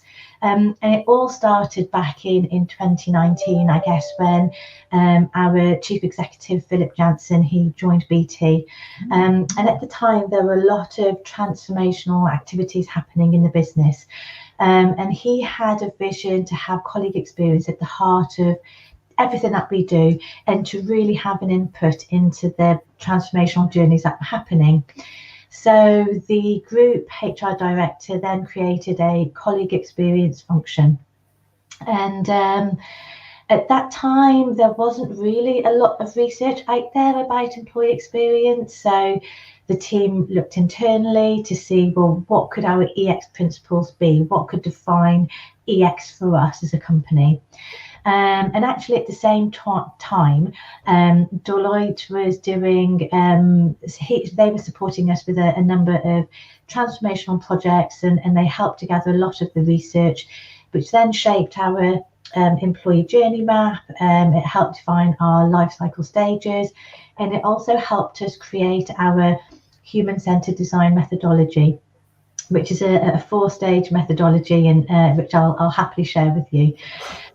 So it starts with discovery. So here we carry out a lot of research, primary research, secondary research, and we're speaking to our colleagues, we're understanding what are some of their pain points, what are some of their needs, some of their kind of moments that matter, I guess. And this is where we kind of, use, the problem statement. We start having a look at hypothesis statements as well. We start looking at actor maps, who are key, key stakeholders in this particular phase. And then we go on to empathy. So this is where we start to, we've done all of our research now, and we've fed back to the client our discovery report, and the next stage is then kind of looking at empathy, and this is where we start to look at all of the data that we have gathered, and this is where we start to draft our EX assets that are then relevant to those particular clients' projects that they're working on. And it could be that we do a persona, it could be that we do an experience map, it could be that we do user journeys, it might be user stories. So we really work and partner with the client to pick and choose, a bit like a pick and mix of what's the best kind of tools to use in each of these 4 stages of our methodology. The third one is co-creation. So this is where we involve colleagues in validating what the future experience could look like. So we have all of the data, we're hearing what colleagues are saying, we've created some EX assets, if you like, to kind of like highlight to the client, this is what the future state should look like. And then we start testing it. So we start kind of working with colleagues to say, you've told us this, we've created this, does this meet your expectations? And then the final stage is really that iteration where we kind of do either a wider deployment, we scale up, and this is where we start integrating the EX insights into the client's plans, into the client's activities as part of that project. And today, internal clients will come to us asking for EX support. So it could be that they're working on a project or a service or a new process or a system or a tool, and they'll come to us and say, hey, we really want to know what colleagues think about this before we start building it out. Will you help us and support us? So we've already had we work with clients from all parts of the business. Although we sit in HR, we very much work across the business. So we've had clients from retail, from learning, from leadership capability, from HR services, just to name a few. Fantastic. Yeah, so you have this sort of really good 4-stage methodology. What was it? Discovery, empathy, co-creation, iteration. And when you say clients, you're of course talking about internal groups, and you act as this almost employee experience consultancy. Exactly. And you touched on it a bit there when you said you sit within HR, but what you do expands to the whole business. Yeah. So my next question would be, how does this, colleague experience strategy relate to BT's overall strategy? Yeah, and it's a great question, and we need to make sure, I guess, for any organisations who are looking at employee experience, that it is linked to the overall business strategy. So within BT, we have our overarching strategy with several pillars, and one of those pillars relates to looking in and building the strongest foundations. And this is where we feel, as a colleague experience and delivery function, where I sit, this is where we feel we have the biggest impact and where we have the biggest role to play. Especially in the work transforming HR through one of our most incredible transformational programs that we have at the moment, and it's called iConnect. And this is the delivery of a new colleague experience vision, digital foundations with an amazing tool, having loads of operational excellence to support it, and then everything coming from a single master data source, which I know is probably music to a lot of companies' ears. But all of these things that we are doing with the iConnect, it all directly aligns to the company strategy for a simpler, more dynamic BT. And we've talked about culture, and a lot of the presenters today have talked about culture, which is a key part of our strategy. And we're committed to a culture where people can be at their best, and we know we need to modernise our own ways of working to be able to set this up, to maybe be able to deliver this. But the colleague experience and delivery function, we feel we contribute directly to this in terms of some key delivery teams that we have. So HR services, group learning, and talent acquisition. And then within colleague experience and delivery, so the team that I'm in, our purpose is that we sit at the H of HR, as I mentioned, but we underpin that function with the delivery of simple, personal, brilliant, and that's our company values, by the way. Simple, personal, brilliant tools, services for colleague experience that connects them to BT. And some of our priorities are to inspire people to come work for us, and we want to have the greatest talents in our organisation. We want to put people in the driving seat and make sure that there's a culture that they resonate to, and a company that people are just really proud to work for. Good. Just to expand on that, I think we've heard a few times today that our speakers have recognised their company's culture isn't quite a good fit for everyone. Yeah. Would you say that is a similar thing with BT and the sort of values you have, or do you think that maybe you have a bit more leeway because of how big this sort of business is? I suppose that culture has to be a bit more flexible. Yeah, it's quite it's the right time to ask questions for culture for BT, because we're actually working on, so I partner really closely with our EVP partner, and he's doing a great amount of work on defining, well, what is our EVP? What is going to keep, attract talent in, keep talent in the business? What is our kind of mantra for working at BT, and he's doing a tremendous job of speaking to a lot of different functions. And like Osmo said at the start, it's not just one person, the culture. The culture should be defined by the company. So there's a lot of working groups happening at the moment around, well, what does our EVP look like? What does it, what should it include?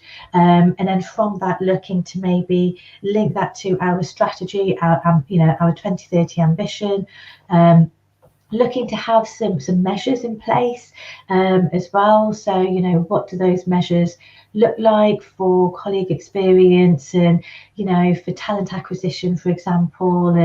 And so I think culture is something that needs to be done collaboratively. And I think that people need to, I think it's such a collaborative approach businesses need to have in order to make it work. Coming from the top down is kind of, we've been there, done that, and it's not kind of how things are done now, I guess. And it is more inclusive and it is more holistic. So really getting the colleagues to drive what that looks like and shapes it, I think is super important. Brilliant. And you've mentioned that you have quite a few ongoing projects and you talk to many different teams and you help many different teams. So a question would be, can you give us any insight into maybe a specific EX project that you've worked on in the past or are working on, and give us some detail on how that's going? Yeah, absolutely. So I mentioned iConnect, so that's our big HR transformation, but that's one of many projects that we have, and we're only a small team. There's myself and my peer, and we have analysts, and we've got a graduate, and we've got another part of the team who's looking for iConnect. But we all stay really well connected. And before I tell you about my project that I would like to share with you, I think that's really something that I've noticed that BT does extremely well is connecting the dots. So no matter what project you're on, and no matter who you're working with, there's always somebody else, a different partner, a different department that will be working on something similar. And everybody within BT are really good at connecting people together. So projects are very rarely done in silo. They're very much done holistically. We've got some really great stakeholder management in terms of connecting people, connecting work, getting people involved. So that's one thing that I've especially noticed when it comes to employee experience projects and projects that are happening outside in the wider BT business, that everybody is so well connected and will connect you to the right people, even if it's kind of a far reach, and do introductions. So that feeling of, working together is quite powerful in BT, something that I've not really experienced before. So just wanted to call that out because it's something that I think other organisations, if they don't already do that, should really strengthen. But the one that I would like to talk to you about today is one where it's focusing on people managers. And we all know what a critical, collaboration of people and this role is. So the client wanted to develop a vision of what it was like to be a people manager at BT, and what it was like to be managed in BT as well. So she connected with us and she wanted to partner with us to get some help with some research. So we had a look at our current data, we had a look and connected with other CX leads who were doing other work that might have had an impact on people managers, just to understand what was happening in the business. Felt like we had a good understanding of the current state of play with the stakeholder management calls that we did, the research that we did, in terms of what's already happening in the business, and from that we then created a number of hypothesis statements with a view that when we do the survey, when we gather all of our data, our primary and secondary data, we can then either prove or disprove these hypotheses. So we then ran a survey, an incredible survey to around 6,600 people managers. We also asked, and that was completely anonymous, and we also asked through a separate survey, if they would like to participate in the creation of the vision, either kind of through focus groups or workshops or brainstorming sessions, or testing kind of once we've got in ideation stage. And we had over 500 people managers come back to us and say, yes, we would like to kind of got a vested interest and we'd like to be involved. We held a number of focus groups, so that was for around 150 people managers. That's where we got the really strong, rich, verbatim comments. And what we did, we analysed the survey, picked and choose a few areas that were either a little bit of a curveball. So we were like, oh, that's not what we thought the business was going to answer. Let's do a little bit of a deep dive. So we did that in a number of focus groups. And then we spoke to, and we did a number of one-to-one interviews with colleagues on how it feels like to be managed in BT. So now we have a nice rounded kind of holistic view of being managed and what it's like to be a manager in BT. We have analysts in our team. So the analyst that I have did an absolutely tremendous job of analysing the survey results, identifying what those trends are, and either proving or disproving our original hypothesis statements, and really then saying, well, these are the areas where you need to feel. This is what people, managers and colleagues are telling us. This is what's working really well. This is where we need to kind of focus on for some improvements. So we were able to take all of that data and we did a quite a detailed insight report, which then the client then has. We also did we also created a number of employee experience assets. So we did a people manager persona. We did some user journeys as well. So that was based on supporting the key areas coming out of the research. And so with all of this data, with the discovery report from the discovery phase, from the EX assets, from the empathy phase, the client went away, hibernated, and created her strategy and her vision. And that's really incredible, because this vision and strategy that she's creating has truly got the employee experience at the heart of it. So she's taken all of that feedback that we had from this population, and she's created a strategy and a vision based on the wants and needs of our employees. It's not come from top down.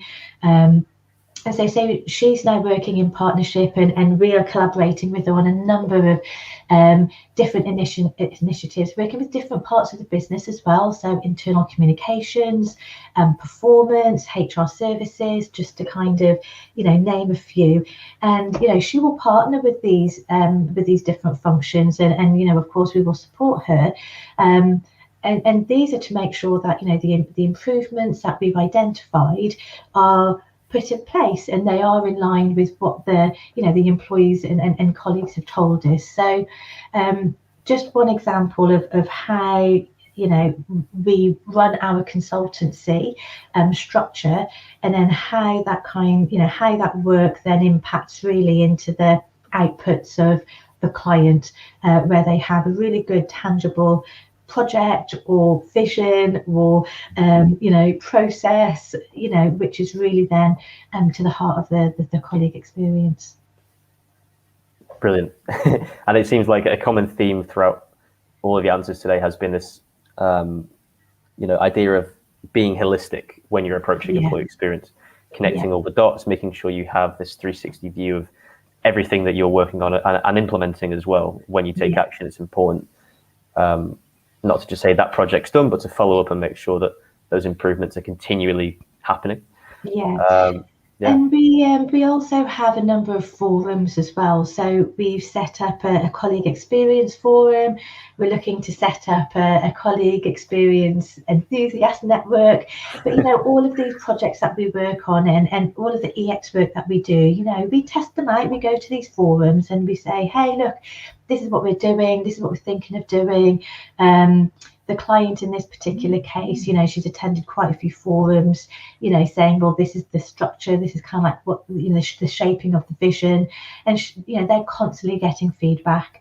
And these forums are made up of everybody and anybody. You know, it's not just HR, it's everybody's got a vested interest. It could be finance, it could be IT, could be HR. So yeah, it's really incredible, actually. It's a very small team within BT that we have, and like I said, we've only, you know, just started in 2019. 2020 is when we kind of, you know, created all of our methodologies and our structures, and you know, it's only been this year really that we've been, you know, end of last year, beginning of this year, that we've really been partnering with these big projects. And yeah, I think if I had to kind of describe it, I would say very inclusive and very collaborative. Good, yeah, and I think that forum idea is an excellent way of making sure the employee voice is heard across the entire business, like you said, not just HR, but every other function. Yeah. So I think we'll look to our audience now. I can see we've got one question that's come in. So it is, how do you ensure agility in such a big, I think, corporation?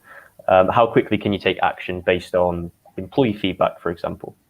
Yeah, so it's a good question. So we do a lot of colleague listening and employee listening. So we have, like many organisations, you know, an annual engagement survey, but we also have pulse surveys, which is what, you know, another speaker related to earlier. So we have pulse surveys.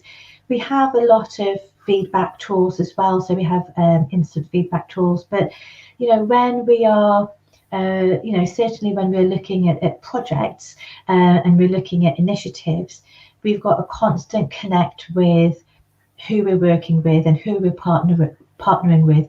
So we will always do one piece and then test it out and see, well, is this kind of, are we along the right lines? You know, we don't do the traditional waterfall method of kind of doing a whole project and then testing it at the end.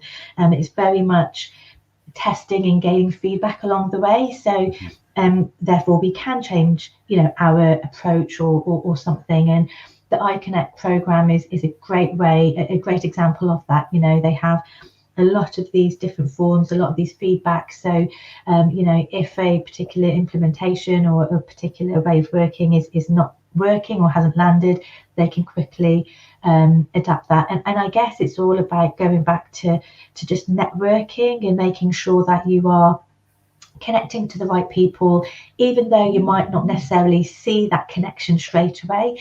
But you know, when you are gaining feedback on a regular basis, to make sure that you are flexible enough to change. And if you're getting regular feedback and if you are testing things out, you know, there shouldn't be too much of a change. There might be a few tweaks here and there, but you know, no particularly drastic action, I don't think. But it's that need for always soliciting feedback. Okay, brilliant. So taking it step by step and breaking it into smaller feedback steps. It looks like I have a final question. So is the long-term plan for your team to, I guess, like remain a consultancy, or do you plan to train people directly in the EX strategy that you've mentioned today? Yeah, it's a good question. So any opportunity to share the EX love, we do. So within our team, we have a SharePoint site where we put all of our employee experience tools, our templates, and yes, clients will come to us and say, hey, we've got this, you know, work that you know, could you help us and support us on? But there are times where there are smaller activities happening that business, that anybody can use. So anybody can do a problem statement, anybody can use an actor map, anybody can, you know, think of hypothesis statements. So we've created toolboxes, templates for anybody within the organisation to access. We do some spotlight sessions, we do some training sessions, and all of these are recorded onto our SharePoint site for people to watch and listen back to. But the idea is that we want people to become self-sufficient. We want people to start using these tools themselves, and you know, come to us to, you know, either to help and support in a particular use of a tool, or where we've got a massive transformation project, they'll probably come to us. So like the two that I mentioned today. But yeah, I think we'll continue with the consultancy. I think that seems to be working well. There's a lot more, you know, people know a lot more around employee experience. We're getting a lot more requests, people coming to us saying, hey, you know, we're doing this and we want to have an EX focus onto it. So yeah, the employee experience, the importance of employee experience is certainly spreading throughout BT. People are coming to us, but likewise, you know, we want people to have the tools to be able to self-serve themselves. Okay, brilliant. So early stages, but maybe people become their own ambassadors, I guess, in the future. Yeah. Brilliant. Well, we've learned a lot from you, or at least I have today, but unfortunately we've run out of time now. So yeah, thank you very much again for sharing your thoughts. It's another 5-minute break for us now before our final session with Kate, Head of Employee Experience at UCL. Very different perspective to what we've heard so far, so definitely not one to miss. See you soon. Thanks, Jack. Bye. Bye.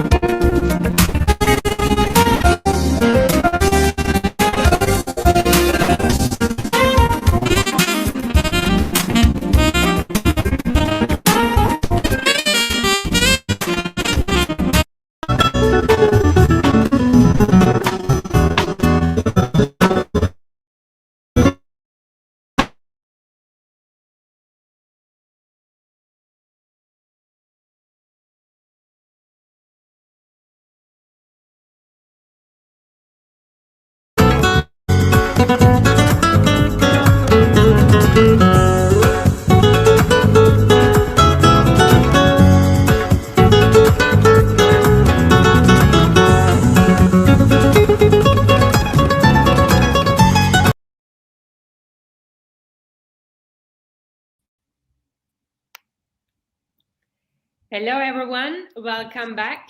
Thank you for joining our last one-to-one session. This is Begum, and last but not least, we have Kate Faxon from UCL, who leads the employee experience strategy of the university. Welcome, Kate. Thank you. Hi, everyone. It's great to have you today. The same as all of our speakers, your perspective on EX is highly important and truly unique since you're coming from an academic institution.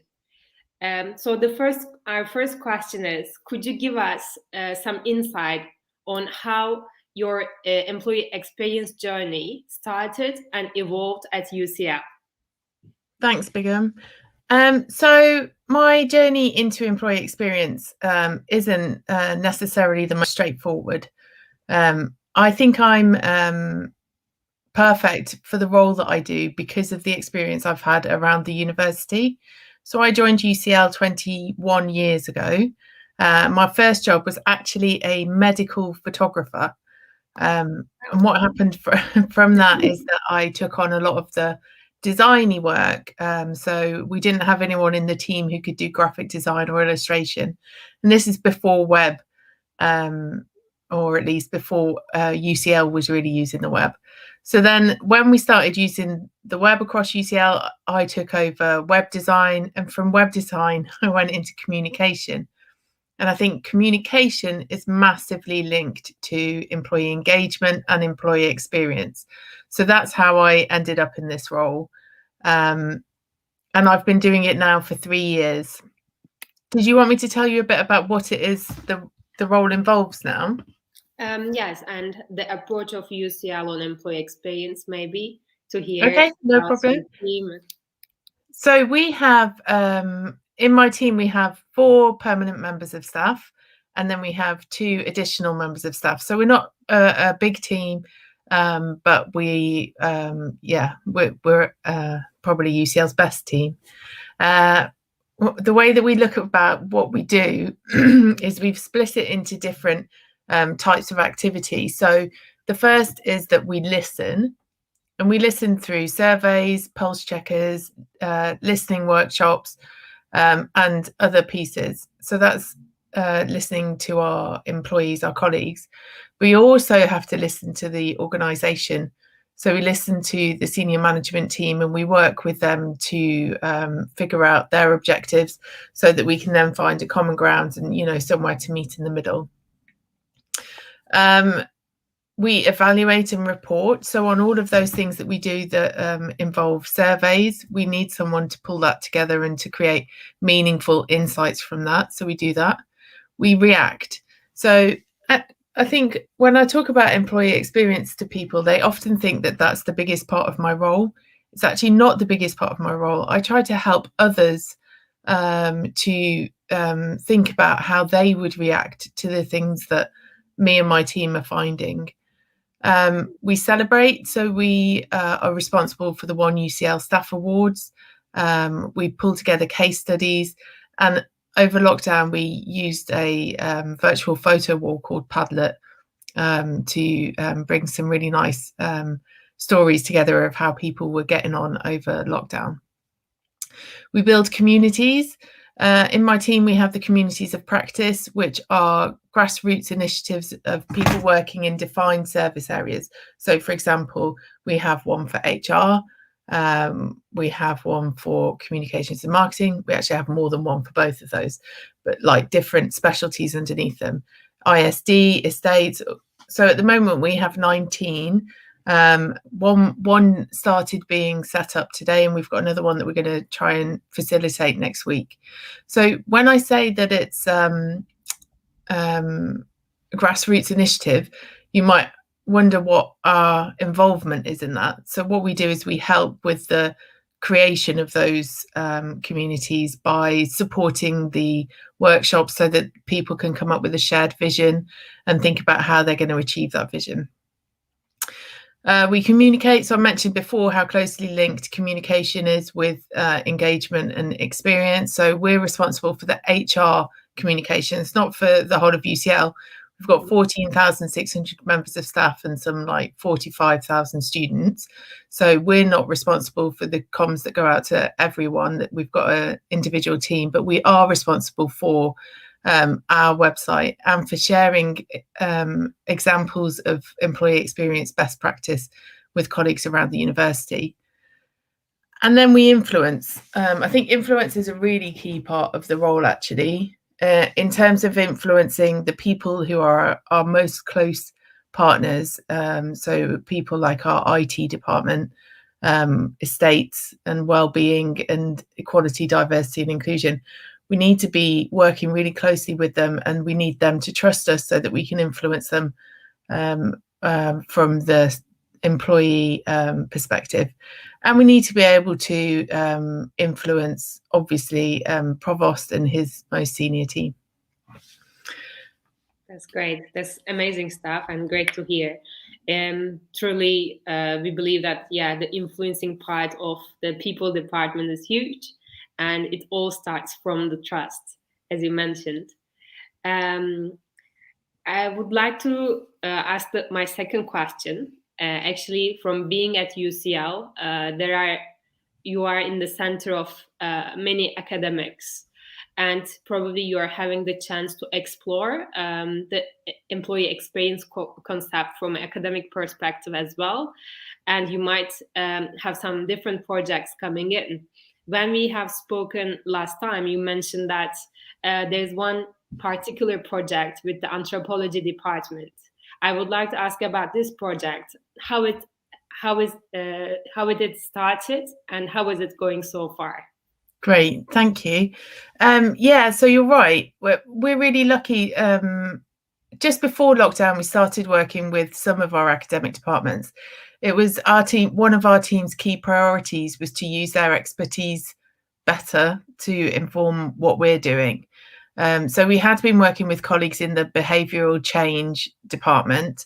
When COVID hit, and when we started to think about how people will want to work, we realised it was a great opportunity to work with our colleagues in the anthropology department.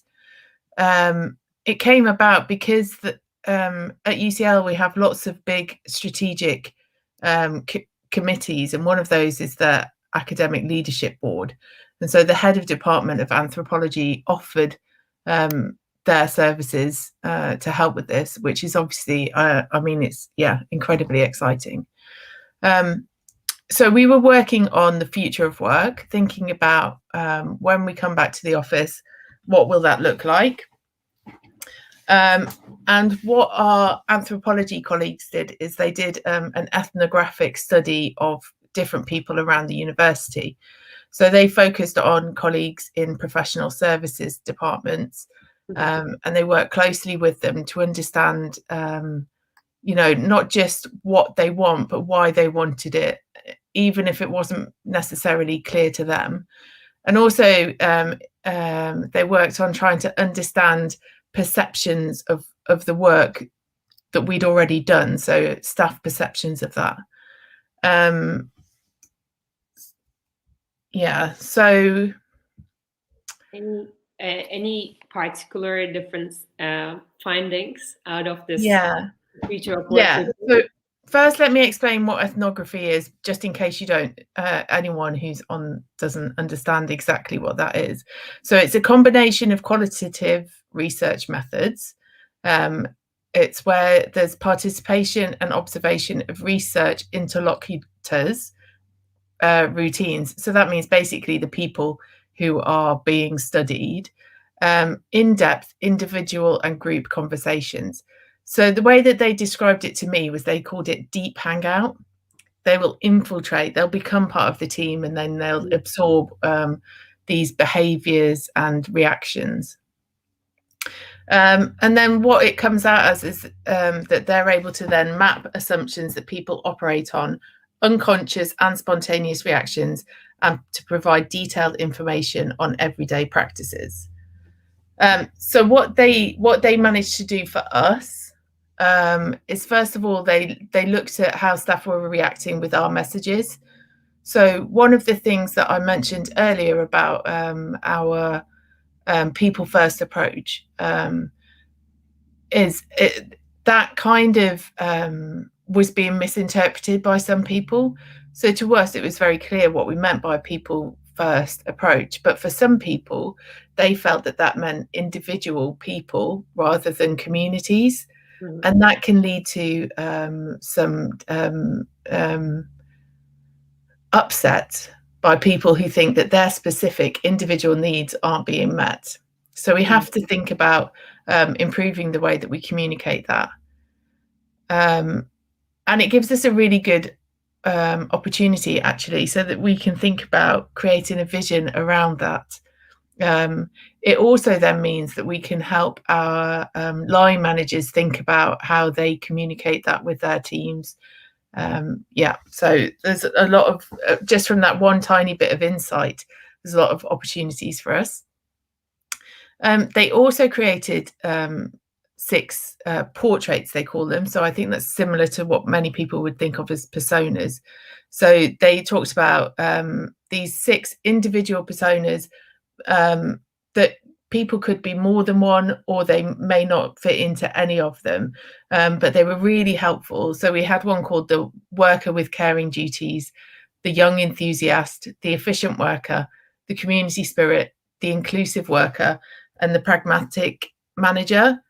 And then I won't have time to go into what each of those looked like, but if I've got one up on my screen to my left. So I'm just going to read to you what the efficient worker looks like. So we've got Gabriella. She's young and she lives with her parents, but has always been around at UCL for a while. She prioritizes her well-being. Working from home enabled her to spend more time with her family and improve eating habits. She prefers to work from home. So she's passionate about her job, but doesn't think it requires her to be on campus. And she's got a social life outside of UCL. She prefers to spend extra time with other friends. She focuses on efficiency, argues that 2 days a week on campus will be less efficient. So that 2 days a week is what we're currently recommending as our interim guidance. Finding a desk, cleaning it, setting up with space and catching up with people. She misses the diversity of UCL, though, and feels disappointed that UCL only celebrates Christmas and does not pay respect to other religious celebrations.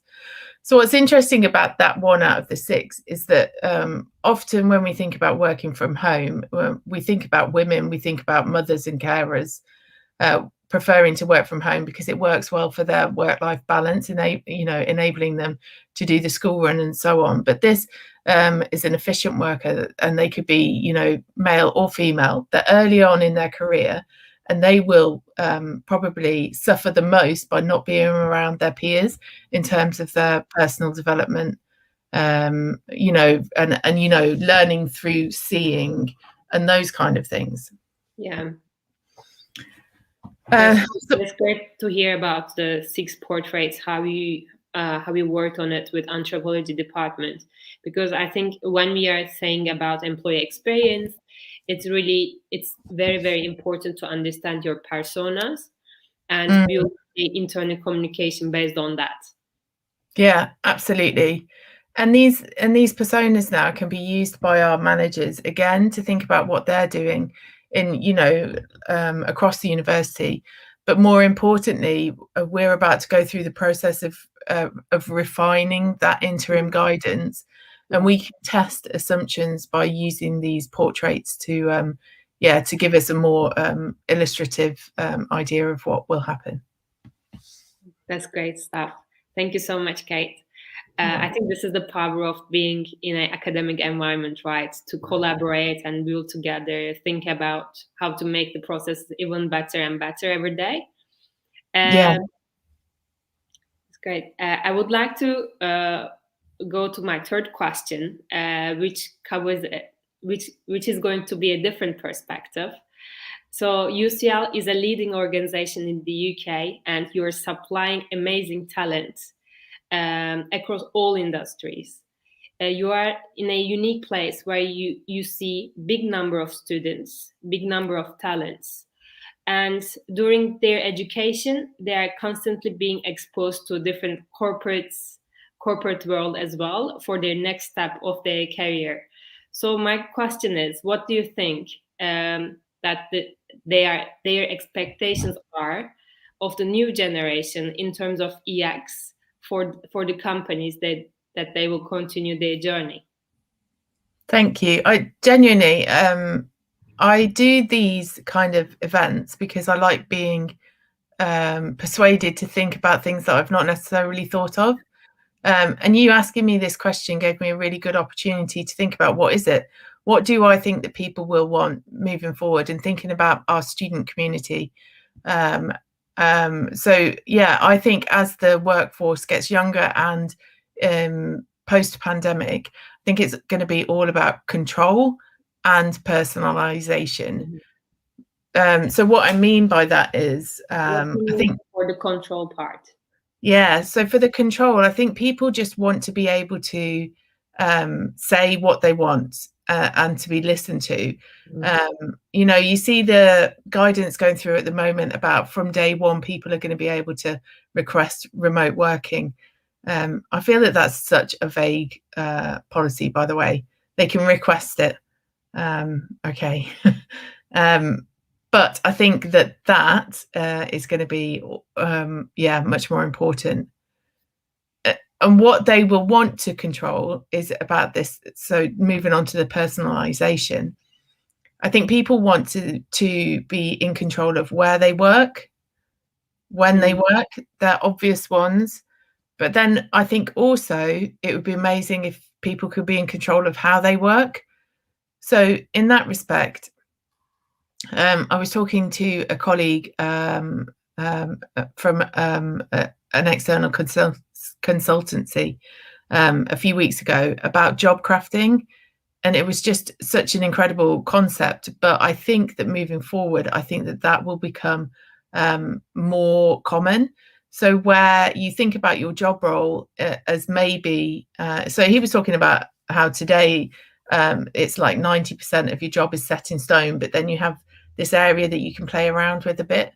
But I think moving forward, it's going to be a less percentage that's set in stone. So my job as an employee experience head will be, form 60% of what I do.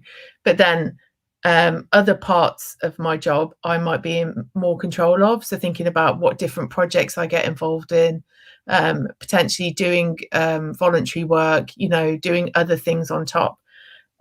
We know from looking at that persona of the efficient worker who's young and just coming into the university, that they prioritize their own social activities outside of work, and we need to enable that to happen. People won't want to be working incredibly long hours. They'll want to be able to chop and change to suit what they've got going on in their calendar. Yeah, great stuff to hear. Personalization and being control of our career, our future is going to be probably the most important two elements of the future of work. Definitely. Thank you so much, Kate. We have one question from Buse Nur. She's asking, what are the pros and cons of working with academics around employee experience? Wow. I'm going to try and think of some cons, but the pros are just amazing. These people, when you work in academia, you don't do it for the paycheck. You do it because you love what you're doing, you're passionate, and you love being a thought leader and sharing what you learn, empowering others to learn as well. So working with people like that, I mean, if we were to try and hire a consultant to deliver anywhere near the level of work that they were doing, it would have been, tens of thousands of pounds. But we were able to do it at a much reduced rate, and with world experts in the area. So yeah, just genuinely really exciting. The other thing is it buys us kudos and recognition with the academic community. So sometimes when professional services staff do work, it can seem less important, but when it's being supported by academic members of staff and even led on in this particular area, then it's more credible to that community of our colleagues. Are you using a kudos application in your systems to facilitate that? So the kudos we don't do across UCL. We do it in like different departments. So for example, in HR, we do it as part of our weekly huddle. Yeah, I think it comes to the point that we would like to be recognized. We like to be seen, and yeah, definitely, it's Absolutely. nice to be around academics as well. Yeah, absolutely, and it's something that I can be really proud of too, because I've worked with her and I've learned from her, and the end result is something that I'm really proud talking about. That's great. As one final question, I would like to ask if the future of the UCL in employee experience, are there any other projects coming in, any new steps? Yes, so very excitingly, we're working on improving our strategy. So at the moment we have a strategy, it's called 2034. So as you can imagine, that's like a really long, far-reaching strategy that we've been working to actually for, I think, like coming up to 10 years. So it was even more far-reaching when we first started it. The idea now, though, is to think about a tangible, practical strategy as something that people can really see affecting the way that they work, and that shared vision. So we're working on that now alongside this Future of Work project. So that's going to kick off. We're going to have 2 terms where we're really trying to reach as many people as possible. We're going to be using a platform that's actually pre-launch at the moment that's called Natter, that pairs people up online. So we're going to run some workshops with like huge numbers of people where they pair up online and they can discuss different things. So we're going to test out that with our strategy design work, and the benefit to doing it that way is that they then collate all of the information for us and pop it into a report that we can use afterwards. So I'm really excited about that. I love trying out new technologies to, especially when we're remote working, to make things more exciting. Definitely, digitalization really helps us to connect with our peers when we are especially away. Actually, we have 2 more questions. While talking about the last one, we received 2 more. One question is from Isaac. Question is, how do you build your employee experience around the academic setting? And maybe we can combine this question with another question. How do you compare UCL strategy compared to other corporates? Okay, so the employee experience around the academic setting, I'm going to try and think about what that means. We have a team in estates who are focusing on the campus experience. So they're a key part in that, if you literally mean physical setting. So they think about ways of bringing people back onto campus, making sure that our offices are destinations rather than spaces to sit. But we also have different kind of perks of working at UCL. So we have our academic lunchtime lectures. So some of our really key academics will put together lectures that we can all attend. There are different parts of the university that we can sign up to. So there's one called the Institute of Making, where in a couple of weeks they're going to be doing a repair week where you bring in stuff around different themes. So like broken crockery one day, broken wood some days, and then they're going to be working together to fix that in different ways. So yeah, I'm not sure if that actually answered the question. Please write again if it didn't. And then in terms of the strategy and how it compares to strategies in the corporate sector, that's a really great question. if we look at what we've got now, it's quite vanilla. I would say that in the corporate world, people try to be much more unique and, you know, have those values and vision that really give an identity. At the moment, we don't have that. So I would say our strategy is definitely behind compared to corporate colleagues. But I'm hoping that we will change that. I'm hoping that the output of our new strategy planning will be something that really does paint a picture of what it's like to be at UCL, and helps motivate people to, you know, to feel good while they're here. That's great. Thank you so much, Kate. I think we learned a lot and how you're positioning employee experience at UCL. It was great to hear all of these from you. Thanks very much. It's been great, a great experience, and I appreciate being invited. Thank you very much. We're going to move to closing remarks, and we're going to conclude our summit today. Great. Thank you so much. And thanks everyone for attending and for the questions. See you. Bye.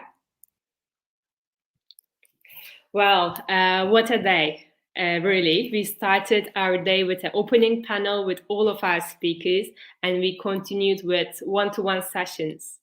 Big thanks to our audience who accompanied us during this period. As a very quick summary about what we have spoken so far, it's very, very important to put people at the heart of decision making. It was the common takeaway of the day that all of our speakers, our people leaders mentioned about this.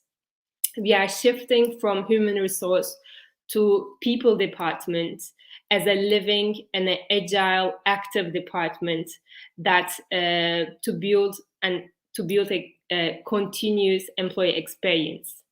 We heard from companies today from different stages of their business life cycle, both about how they decided their operating principles and how they spread it through their culture. Getir, we had many takeaways from Özlem Salur about how to boost the continuous feedback, the good feedback, amazing tips as well on how to keep the culture the same in many geographies, how to combine it with the storytelling and build your employee experience. It was the key. And BT about listening your employees continuously, mixing the annual and pulse surveys all together during the year. And we talked about fast testing instead of creating a process that would be huge, especially in a corporation like BT, and trying to see if it worked or not. But instead of doing that, creating little processes, testing, recreating, reinventing. It was one of the key takeaways from Aisha. And finally, we had Kate from UCL that we talked about the personalization and taking the control back as employees in moving the future of work together. I hope you really enjoyed the day. We are Sorvi, and we are aiming to spread the employee experience strategies with the help of digitalization. We are trying to share the policies and new steps of corporates and different companies through the year. We will be continuing our webinars and summits. Please don't forget to subscribe our YouTube channel from the link below, and also follow our social medias. And last but not least, I would like to mention about our upcoming community with HR leaders. Please check our People X community that we are launching soon in Slack, that you can share your questions about and hear other processes of different companies there. Thank you very much.